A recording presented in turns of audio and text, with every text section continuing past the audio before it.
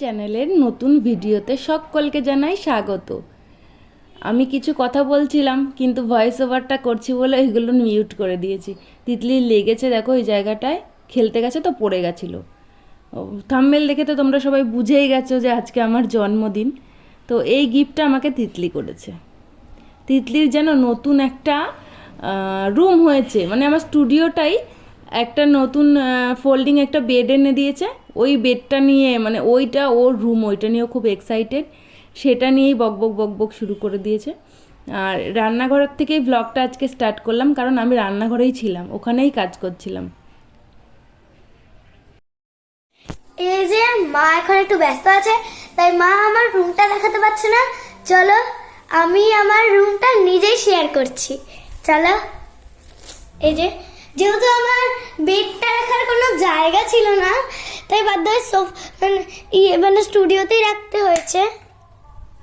এই যে আমি এখানে ঘুমাই, এখানে কটা স্লিপার আছে, আর এই যে আমি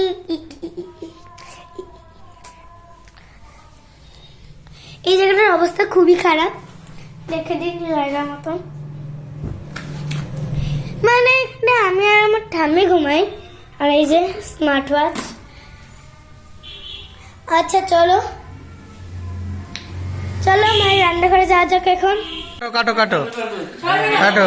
happy birthday to you, happy birthday, happy birthday to you. হ্যাঁ তুলেছি।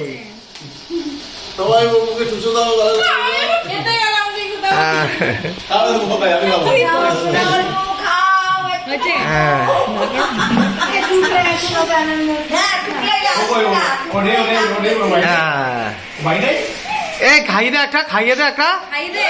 হ্যাঁ হ্যাঁ নাও।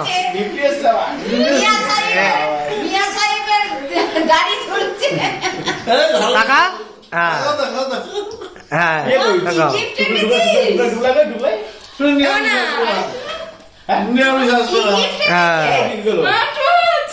ভিডিও বন্ধ করে দিলাম। বার্থডের সঙ্গে সঙ্গে গিফটটাও তো পেয়েই গেলাম এইভাবে। কারণ দেখো কোনো সাজগোজ নেই, কিছু নেই, পার্লার থেকে আসলাম আর দেখো পরিস্থিতিটা কি। এখানে সব ছড়িয়ে নিয়ে আমি বসেছি। মানে দেখো বাজার থেকে ছোটো ছোটো ফুলকপি পেলাম, এটা কম দামে পেলাম তো নিয়ে আসলাম। দেখো বেশ কম দামেই হয়েছে। আর এই দেখো এই ফুলকপিটা কি সুন্দর ছোট্ট, তাই না? আর একটা বাঁধাকপি এনেছি, আর এখানে লঙ্কা ছোলার প্রস্তুতি চলছে, আর এখানে কতগুলো ছিম এনেছি দেখো। আর এখানে এই চিংড়ি মাছ ভাজা হয়ে গেছে, আর এখানে লাউটা বসিয়ে দিয়েছি, আর এখানে ভাত বসিয়ে দিয়েছি। তো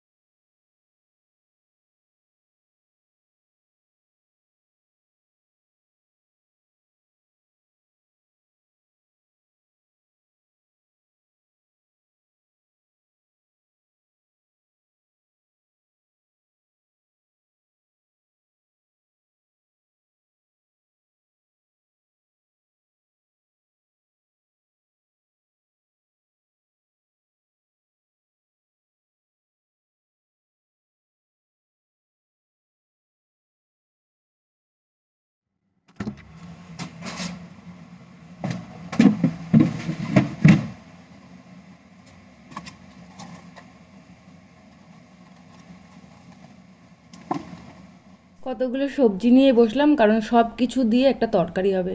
আগের দিন মানে তোমাকে দেখাচ্ছিলাম না, মানে এটা হচ্ছে দ্বিতীয় দিনের আবার ভিডিও। তার কারণ আমি 2-3 দিনের ব্লগ একসঙ্গে করেছি। আমি কিন্তু ব্লগ বানাতে, মানে ডেলি লাইফের যে ব্লগগুলো হয়, আমি কিন্তু বানাতে পারি না। অনেক ভুল হবে, তোমরা মানে বলে দিও, নাহলে কমেন্টে জানিও আমাকে কীরকম, কোন জায়গায় খারাপ লেগেছে, কোন জায়গাটা ঠিক করা উচিত ছিল। তো আমি করিনি, আমার অভিজ্ঞতা নেই, অত সুন্দর হয়তো ভ্লগটা হবে না। যেটুকুনি বাড়িতে ছিল, মানে বাড়িতে যা যা হয়েছিল আর কি, সেইটুকুনি আমি দেখানোর চেষ্টা করেছি।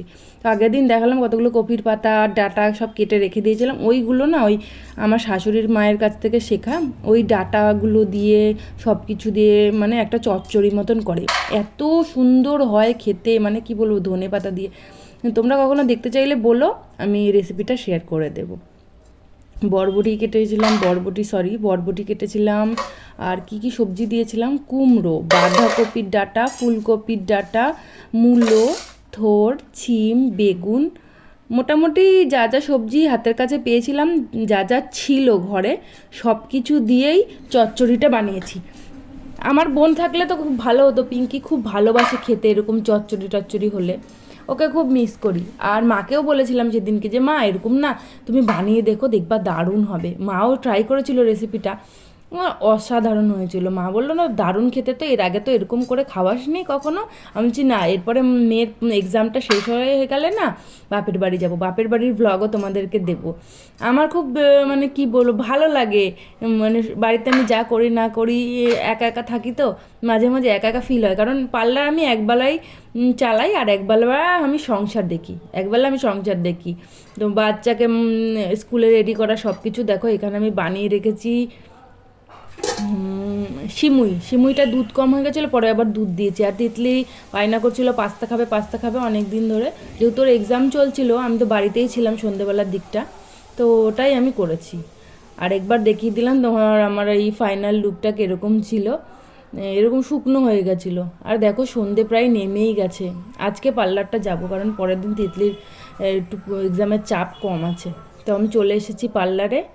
পার্লারটা ক্লিন করেছিলাম কদিন আগে, আবার কদিন বন্ধ থাকাতে না প্রচুর পরিমাণে ধুলো হয়েছে, জানো তো,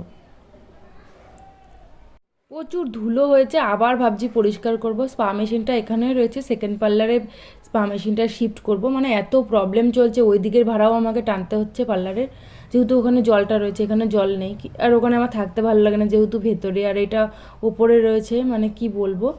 তো এরপরে হয়তো দেখা হবে আরেকটা নতুন ভিডিওতে।